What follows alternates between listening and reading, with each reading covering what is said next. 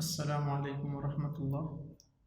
आज हम एक्सरसाइज 1.2 का क्वेश्चन नंबर 3 सॉल्व करेंगे। क्वेश्चन नंबर 3 है show that if set A is equal to A B C, set B is equal to B D F and set C is equal to A F C, A union B intersection C is equal to A union B intersection A union C.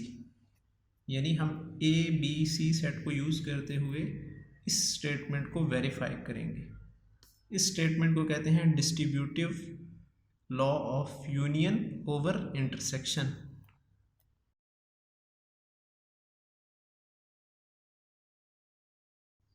अब हम समझते हैं कि ये distributive law क्या होता है। ये देखें, राउंड ब्रैकेट के अंदर लिखा हुआ है B intersection C, round bracket के बाहर लिखा है यूनियन और उससे पहले लिखा हुआ है सेट ए। ठीक है, मींस राउंड ब्रैकेट के बाहर यूनियन है, तो इसका मतलब है ये डिस्ट्रीब्यूटिव लॉ ऑफ यूनियन है और राउंड ब्रैकेट के अंदर इंटरसेक्शन है, तो इंटरसेक्शन के ऊपर यूनियन अप्लाई हो रहा है, इसलिए इसको कहते हैं distributive law of union over intersection. अब ये यूनियन जब इंटरसेक्शन पर अप्लाई होगी तो किस तरह अप्लाई होगी, ये देखिए ए यूनियन बी लिखेंगे, फिर ए यूनियन सी लिखेंगे और इन दोनों के दरमियान में इंटरसेक्शन का साइन आएगा। अब इस स्टेटमेंट को वेरीफाई करने के लिए सबसे पहले हम इसकी लेफ्ट हैंड साइड सॉल्व कर लेते हैं।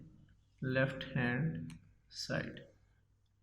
साइड है A union B intersection C.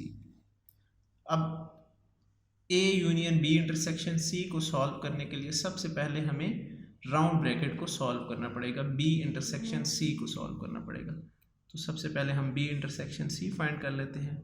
Set B लिखेंगे, बी डी एफ, इंटरसेक्शन का साइन डालेंगे, सेट सी लिखेंगे, ए एफ सी। अब इंटरसेक्शन में हम पढ़ चुके हैं कि कॉमन एलिमेंट्स को हम लिख देते हैं।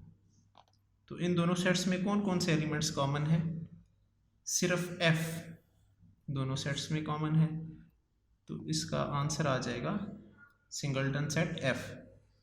इसके बाद हम इस पूरी A union B intersection C को फाइंड कर लेते हैं।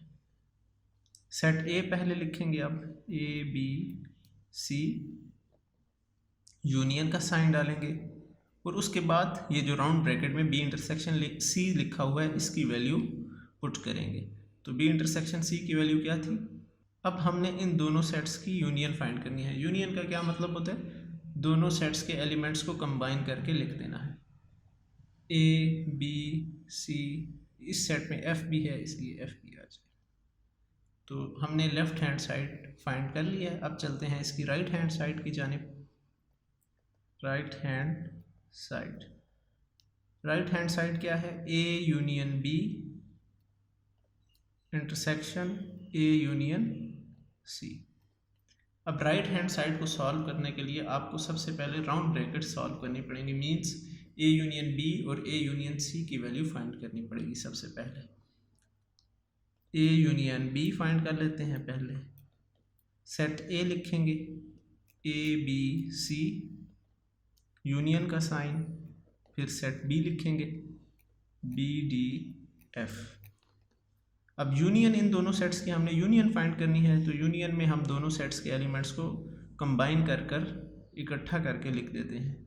तो दोनों सेट्स के एलिमेंट्स को कंबाइन करेंगे, ए बी सी, इस सेट में डी और एफ भी हैं वो भी आ जाएंगे। अब हम ए यूनियन बी फाइंड कर लेते हैं, sorry A union C. Set A लिखेंगे आप पहले, ए बी सी, यूनियन का साइन, उसके बाद सेट सी, ए एफ सी। अब इन दोनों सेट्स के एलिमेंट्स को हम कंबाइन करके लिखेंगे, ए बी सी एफ, इस सेट में एफ भी है वो भी आ जाएगा। अब देखें हम ये दोनों राउंड ब्रैकेट्स की वैल्यूज़ फाइंड कर चुके हैं। अब हम पूरी राइट हैंड साइड फाइंड कर लेंगे।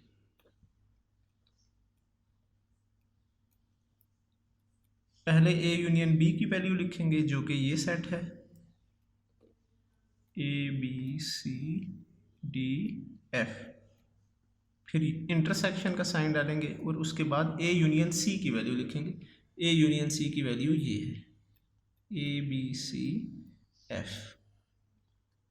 अब इंटरसेक्शन, इन दोनों सेट्स की हमने इंटरसेक्शन फाइंड करनी है। इंटरसेक्शन का मतलब होता है दोनों सेट्स में जो एलिमेंट्स कॉमन हैं उनको आप लिखेंगे। A कॉमन है, B भी कॉमन है, C भी कॉमन है, D कॉमन नहीं है, F कॉमन है। ठीक है, तो ये हमारी राइट हैंड साइड आ गई है। आप देख सकते हैं लेफ्ट हैंड साइड और राइट हैंड साइड दोनों सेट इक्वल हैं। इसका मतलब हुआ left hand side is equal to right hand side. This implies A union B intersection C is equal to A union B intersection A union C। Means distributive law of union over intersection हमने verify कर दिया है। Next है question number 4। Show that if set A is equal to 0, set B is equal to 0 1, set C is equal to empty, then A union B intersection C is equal to A union B intersection A union C। हमने distributive law of union over intersection को ही verify करना है इस question में भी, लेकिन हमारे set A B और C चेंज हो चुके हैं। ठीक है, इन सेट्स A B C को अब यूज़ करना है हमने। इसकी लेफ्ट हैंड साइड है A union B intersection C। Left hand side को सॉल्व करने के लिए सबसे पहले हम राउंड ब्रैकेट में जो लिखा हुआ है उसको सॉल्व करेंगे, मींस B इंटरसेक्शन C को फाइंड करेंगे। अब यहाँ पर सेट B है 0 1, फिर इंटरसेक्शन का साइन, और सेट C हमारे पास एम्प्टी सेट है।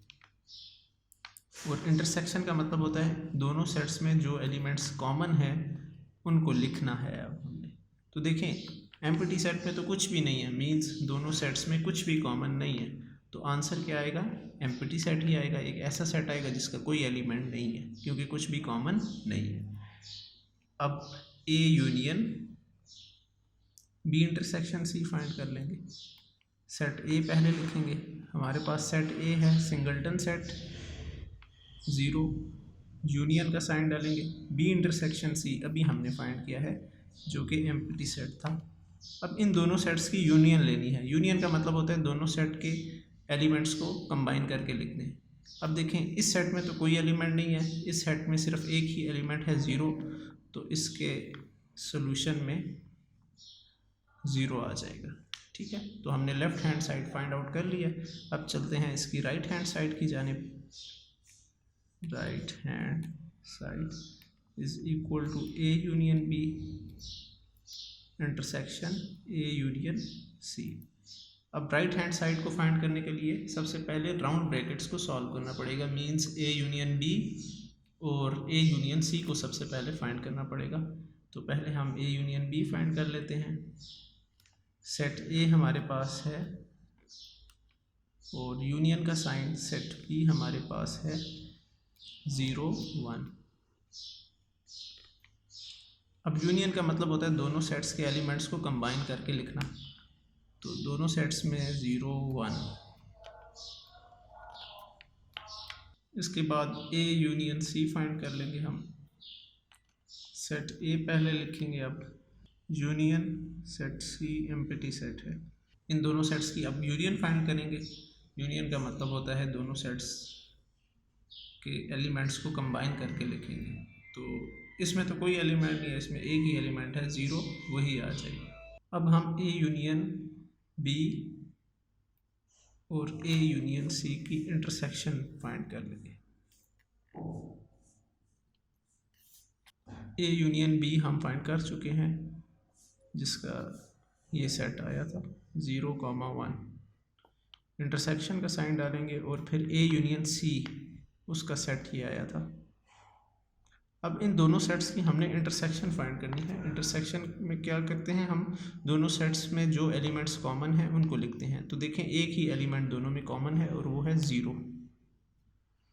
और अब आप देख सकते हैं लेफ़्ट हैंड साइड, देखें ये हमारे पास लेफ़्ट हैंड साइड आई थी और ये हमारी राइट हैंड साइड है, दोनों सेट इक्वल हैं। इसका मतलब हुआ left hand side is equal to right hand side, means distributive law of union over intersection verify हो चुका है।